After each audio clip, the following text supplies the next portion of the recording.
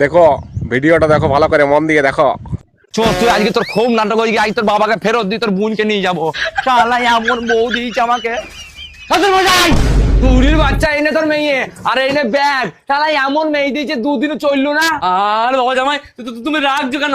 কি হয়েছে কি আমাকে বলো। কি বলবো আমি, কি বলবো? শালা মারবো, এখানে লাশ পড়বি তোর শ্মশানে। আরে মা এই কি হয়েছে কি তুই বলতো। আরে বাবা বলো না, তোমার জামাই এমনি এমনি রাগ করছে। এমনি রাগ করছে, এমনি রাগ করছে, দেখবি মারবো কানে মুদবি প্যানে।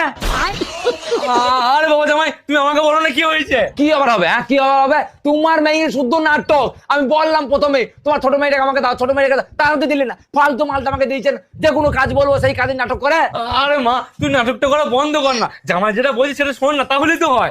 আচ্ছা বাবা, এবার থেকে তোমার জামাইয়ের আমি সব কথা মেনে চলবো, আর কোনো নাটক করবো না। না বাবা না, আমার মেয়েকে তুমি এবার নিয়ে যাও, আমার মেয়ে আর নাটক করবে না। ঠিক আছে, এবারকার মতন আমি নিয়ে যাচ্ছি। আর শোন, এবার যদি তোর মেয়ে নাটক করেছে তাহলে তোর মেয়েকে নয় তোকে এসে দুধবো, এই যদি মনে রাখিস। চ মা যেন নাটক আর করিস না, নাহলে শুরু বাচ্চা এসে আমাকেই ধুইবে। জানি কপালে কি আছে। তখন থেকে তুমি আমাকে হাঁটি হাঁটি নিয়ে যাচ্ছ, আমার পাটা ব্যথা হয়ে গেল। তুই আবার নাটক করতে লেগেছিস। এই বললি নাটক করবো না, আর বাপের বাড়ি থেকে বেরোতে না বেরোতে তুই আবার চ চ তোর বাপের বাড়ি চ, চ তোর কাছে মন চ চ। এই দেখ তোর মেয়ে আবার নাটক করেছে।